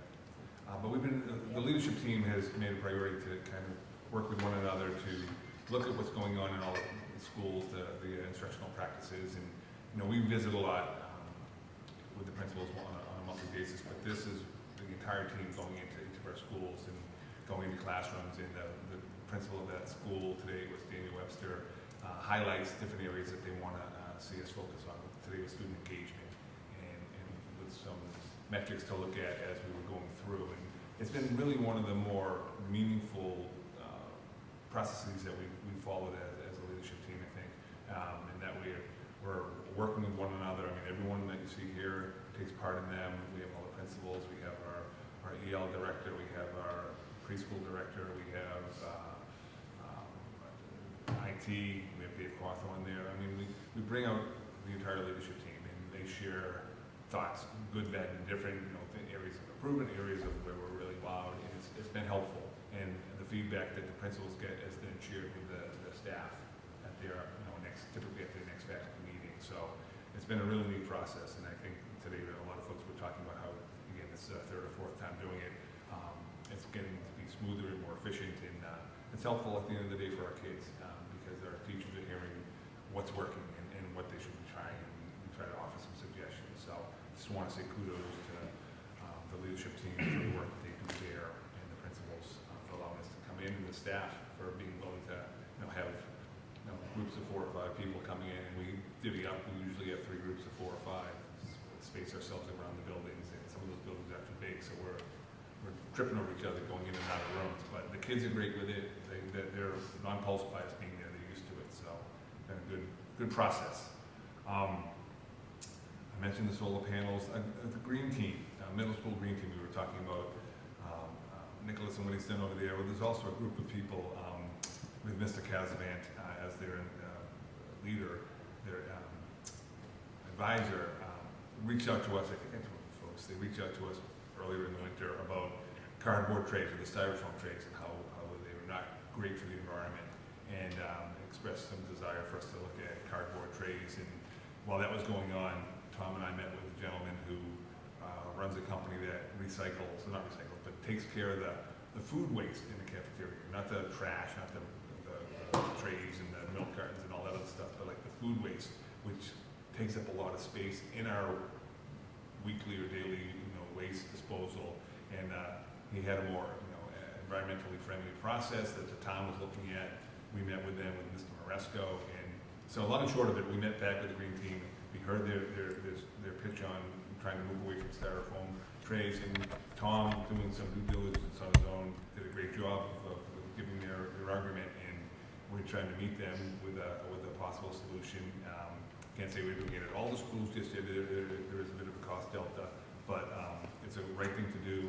And then on top of that, this gentleman whose company, and I'm forgetting the name of the company, so don't worry about it.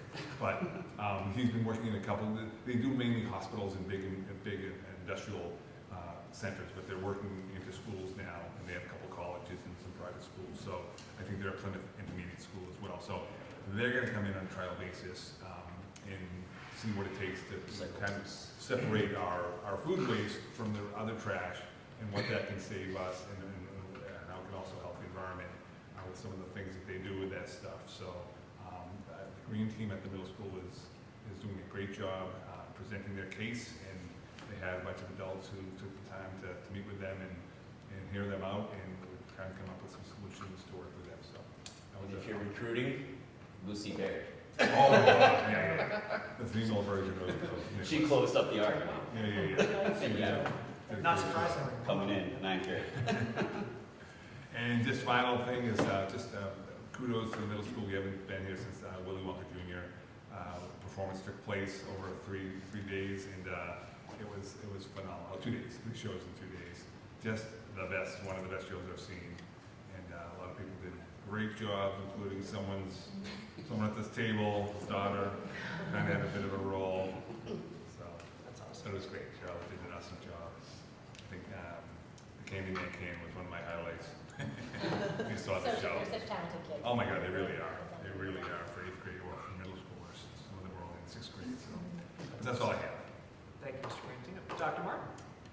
Just a couple of things, just to piggyback on the morning walks. TLA is actually guiding morning walks at all of our elementary schools on top of the administrative ones. So those are focused on vocabulary instruction based on the science reading. So those, I think they've done 2 or 3 so far. So those are happening at all the schools. And then earlier this month, the Director of Literacy and Humanities at the Department of Elementary and Secondary Education, Catherine Tarka, paid a visit to the district, and she went to Governor Winslow, Martinson, and Furnace Brook. She really was interested in seeing what we're doing with early literacy, and also wanted to just check out a social studies classroom at the middle school. So she came, myself and Jana Murphy, Nicole Silva, our elementary literacy coaches, kind of took her through all of the 2 elementary schools, and then Maureen Kemet and I went to Furnace Brook and took her through Kristen Oberg's class. So she was impressed. She loved our, we have the SWAT team approach right now. She thought it was really great for kids, so she gave us some really good feedback. And just the other thing to highlight was the art throwdown. You probably have seen that all over Facebook and Twitter, but it was amazing. Like I wanted to stay there all day.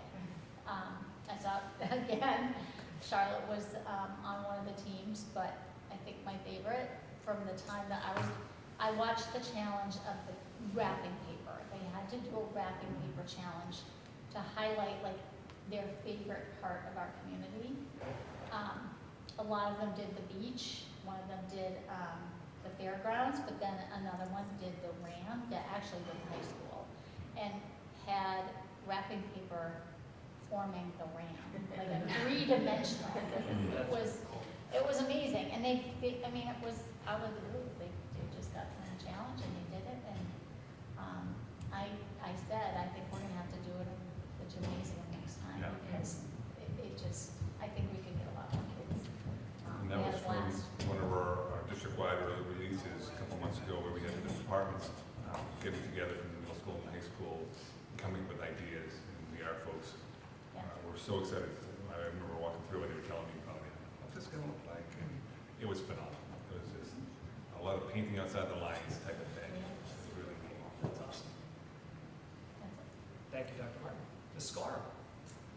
I just have 2 quick things. One, I wanted to just give a shout out to the Marshfield CPAC. We are growing a great CPAC. We had a presentation a few weeks ago taking over anxiety, and the upstairs room at Seth Ventus was filled. So it's really exciting to see it growing and that the leadership is pulling in presenters and parents are coming and participating, so I think it's making a huge difference. And secondly, I just wanted to give you a quick update on the FBMS Principal Search Committee. So we have formed a committee, the position is posted, and we will have our first initial meeting of the committee next Monday to just to introduce ourselves and to review the process. Awesome. Thank you. Very exciting times. Mr. Miller? All right, I have a few things, but I'll be quick. Received your budget binders. I'm not going to talk about the budget because it's been such a fun meeting. So, so we'll leave the bad stuff for later. We have some work to do. We're getting there. But I will focus a little bit on the good things budget-wise coming up. We have talked to the town side on our capital budget submission, and we have kind of a head nod that we are looking at receiving the $168,000 for the South River ADA initial component and the $75,000 for the digital signage outside here, outside of Marshfield High School and Furnace Brook Middle School. So that's good news on the capital budget front, and we also are submitting. We're also not submitting an article. We're set to receive close to $500,000 in a free cash article at town meeting for our ELA adoption, which Dr. Martin's been working on with her large group. So that's a bit of good news on the financial front. The other couple things, real quick, kindergarten registration. We only have 138 students right now, and so I don't know how we spread the word more around town, but we need to pick up the pace because we're about 100. pretty low right now. Where we are. Click on the signs that. That don't work. Good. Did we have the signs? Oh, the big ones. Yeah, they didn't go out. They didn't go out, okay. We should throw them out there. Okay. For the signs. Do you have yard signs? We do. I have one in my basement, I'll put it up. So that's real important as far as this goes, as we're planning for next year. They have them this year. Yeah, all the students that ride the buses have passed. Yeah. It's been we really never did a crackdown on the high school. Not a crackdown, but a checking. We checked at the middle school. We did a full check and it was amazing. Like I think there were less than 10 kids that didn't have their passes, but they just didn't have their passes. They were registered. I think there was one student that was technically not registered. That wasn't here. So that's been going well. Elementaries did a great job. But moving the middle school and high school together means we really need to get the high school on board. So that's going to be one of the main focuses. And we need responses from high school families too, which didn't really work out as well this year. But we're gonna inundate people with information. Can I ask a question about kindergarten registration? Does anybody reach out to the local preschools and have them put that in their newsletter? Yeah, do we do that? Yeah. We does that. Yeah. I'm not The sure. private preschools too? Yes. We reach out to all of them. Yeah. I'm just putting it in there. Yeah. Okay. We do have an enrollment form going out in the town census that is going out this month. Okay. So we kind of copied Hingham, thanks to Ms. Pazerski. Right. We have a link on there that they can do it online too. So we're going to start to develop getting an idea of how many students we have, ages 1 to 5, before they get to us. So, Yes, you talked about that last time. Yeah. Okay. Any other questions, comments, anything else? We didn't, I think last meeting with that was canceled, we were gonna go through some of the survey for the school start time. But it looks like the main concern was the. Oh, Yeah, no, I yeah. completely forgot. I was We'll gonna do that summarize. next meeting, but yeah, it was broke down in like 3 or 4 pockets. Yeah.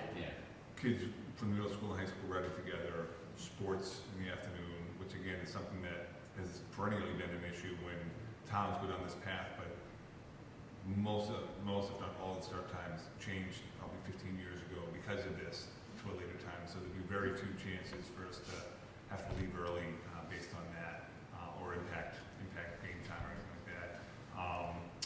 What was it? It was the traffic. Traffic, that's we work with one the police we're on gonna that one. get a group together to really focus on that. And then One more. there was 4. Yeah, there was. I had it all ready for last meeting. Elementary schools start having that gladness. Oh, well, some were, it's funny, you know, right now, as you know, we have an early and a late start time. Well, all the folks that were on the late start time, we're gonna be going 20 minutes earlier based on the model that we're looking at, if it was at 8:40, right? 8:40, Yeah, so. 10 minutes. 10 minutes earlier, but they were saying, oh, you can't go so late. So I think it was just, because they were gonna be going to the earlier time, so they lost out on that. But those are all valid points, and we heard people, it was great feedback from folks, but we can talk a little bit more in depth about that at the next meeting if you like. But those were the big topics, you know, and the riding together, our late buses already do that. Our high schoolers and middle schoolers ride the late bus home, obviously not the same numbers, but in almost all of our neighboring communities have that going on as well right now, so we can make that work. All right. Any other questions, comments? Any subcommittee reports at this time? Mr. Greer? Yeah, just give me a quick update. I've been attending the socio-technical school committee meetings. They did vote on a student or a building size, right? So they had a bunch of different options. One was 645, one was 750, 805, and 900. They voted on the 900 student building. So it's going to be an overall construction cost of like $226 million, soft costs an additional $57 million. So a total of about $283 million. So right now there's 8 member towns. We're going to be the 9th. You know, if just say with 9, you split that evenly across the board, the most it's going to cost us will be $20 million. I remember the one thing that we talked about when we were doing the contract, you probably know, I'm sure that this came up at the board meetings, is that we're only responsible for the contract that we drafted with them, I think by whatever it is, 2026, 27, whatever date is in that, in the contract, that they'll do a look back and whatever our numbers were. So actually going to 900 helps us because we're going to be a smaller percentage of the overall population. So if we had 90 kids. Right, I was going to say all that. Oh, I'm sorry. Yeah, no, that's No, but the way you were going, I thought they're not going to do it all equally across the board. It's going to be based on Well, we enrollment. have a contract now, if for some reason the project gets pushed out, right, this is all hinges on MSBA funding, right, so we, you know, the Right. member community is gonna be on the hook for roughly 61% of the overall cost.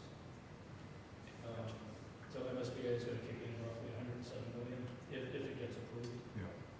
The other, potential issues is Whitman, I don't think they have a lot of extra money.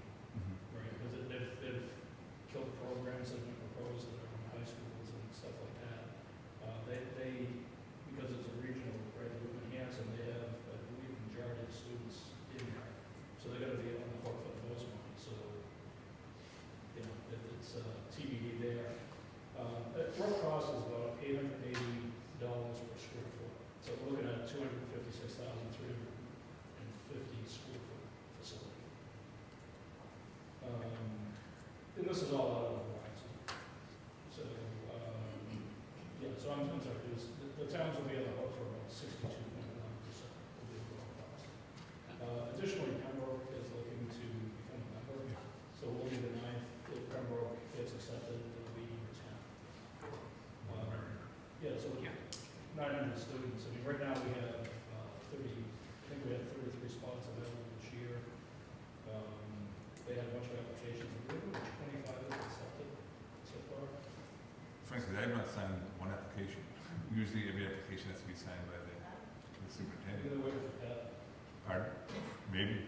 Because I was just asking Jody about that earlier today, because they always come through, they get signed at the middle school, and they come over to me. Yeah, because I've had a number of parents reach Not out. officially members. I wonder if you become an official member. Oh, maybe they don't have to do that. That's why I was signing it, because I was a non-member. Because we're not a member until the next school year. Till this coming school year. Correct. Yeah. The next one. But but they're treating the applicants as members now, so that's why I'm not signing it. They just have to sign it as a non-member. Yeah. Gotcha. Any other questions, comments? Mr. Greer? Good? Good. Awesome, thank you. I'm gonna do the meeting minutes a little differently today, but before I do that, do you wanna take like 2 seconds to tell us about Golf Fights Cancer? I want you to do that, I want you to do that. No, please, just say something. I have never went to put pressure on the community. I know, but just tell us what you're doing. I think it's really nice. For the third year, I'm taking part in Golf Fights Cancer. I got involved a couple years ago when I had my little bug with that silly disease, and I'm doing great now. But Golf Fights Cancer is an organization that started 24 years ago. 2 guys lost a real good friend of theirs to cancer. So one of the 2 was Jay Moynihan, who's the commissioner of the PGA Tour, and another gentleman, Brian Oates, who works with one of my best friends from college. And after I got sick, I got introduced to him, and they have a variety of different events that they do to raise money. And what they do is they don't just give it to, say, the Jimmy Fund or to the Dana-Farber. They'll identify different support groups that are out there for folks that are dealing with cancer. They donated one year $50,000 towards wigs for women who lose their hair through cancer treatment. When I got sick and I played that first year, they sent $50,000 to the Head and Neck Center at Mass Eye and Ear, where I had been operated on. And so they just do different things like that across the board. I mean, they've given over $12 million to different charities or different cancer-related organizations. So the golf marathon is, it's like running your friends that run the Boston Marathon. They get sponsors, same deal. You play 100 holes of golf in one day. It's not literally 100 holes where you go 18 and 18 and 18, but you can hit 3 or 4 balls on one hole, and that would be considered 3 holes or 4 holes. But it's a lot, and you're very sore afterwards. And I've been raising money there, and people have been very, very, very generous. And it's an honor to do it. Actually, another Marshfield gentleman joined the fray this year. Those of you that know Mr. John Fee, he might be reaching out to you, but he's going to be playing as well. He had been a donator to me a couple times, and then this year he decided to play himself. And so I'll have someone I know to play with this time around. That's awesome. But it's a great event, and it's a great cause, and it's a fun way to raise money for cancer. So thank you. That's awesome. Yep, and I know, again, you didn't ask me to say that. I just wanted to give you a chance because I think it's awesome that you're doing it. And I want to make sure we support you in that, so thank you. Okay, so we're going to do meeting minutes a little differently. I'm going to run under the assumption that we've all read the meeting minutes because they've been available to us, some since October. Sorry, Mrs. Boothurst. So I'm going to look at the meeting minutes. I'm going to say the meeting minutes for October 10th, 2023. We had everybody present. Is there a motion to approve the meeting minutes on October 10th, 2023? So moved from Ms. Stetson. Is there a second? Second from Ms. Brayton. All those in favor, please signify by raising your hand saying aye. Aye. Opposed, abstaining. That's 500. The 16th of October, myself, Ms. Brayton, and Ms. Stetson are able to vote on those. That was the meeting prior to special town meeting. Is there a motion to approve those meeting minutes? So moved from Ms. Brayton. Is there a second? You were there. Okay. Is there a second from Ms. Stetson? Thank you. All those in favor, please signify by raising your hand saying aye. Aye. Opposed, abstaining. Ms. Dargan, you abstain? It says here that you were not. Yes, you're abstaining. Ms. Dargan, you're abstaining. That was the one right before town meeting, which was like 2 seconds. And here, in this room. Okay, so that's 302. The December 5th meeting minutes. December 5th, that was myself, Ms. Brayton, and Ms. Dargan. Is there a motion to approve the December 5th meeting minutes? So moved from Ms. Dargan. There we go. Is there a second? Second from Ms. Brayton. All those in favor, please signify by raising your hand saying aye. Aye. Opposed, abstaining. That's 302. Mr. Greer, you're abstaining on that one? Yep. Okay, thank you. And Ms. Stetson abstains? Yes. And Ms. Stetson abstains as well. Meeting minutes for the 11th of December. That was myself, Ms. Brayton, Ms. Dargan, and Ms. Stetson. All those in favor of, is there a motion to approve the December 11th made by Ms. Stetson? Is there a second? Second for Ms. Dargan. All those in favor, please signify by raising your hand saying aye. Aye. Opposed, abstaining. That's 401. Thank you. Tony's eyes is. Am I going too fast? No, I'm good. Okay.